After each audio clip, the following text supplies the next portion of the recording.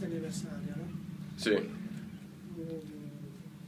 Ti sei svegliato, ci hai pensato, beh, ieri ne hanno parlato, no? Perché a Pescara hanno dedicato la curva ospiti a Bermaglio, ho sentito, eccetera. È stato un continuo, non penso sia oggi perché è l'anniversario in certe situazioni. No, quello sì, diciamo, visto anche il rapporto che avevo io con Mario, cioè, diciamo il ricordo è quotidiano.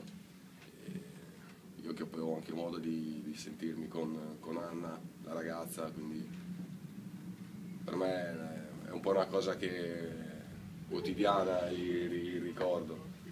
E oggi è passato un anno da quella tragedia, è venuta a Pescara e nulla.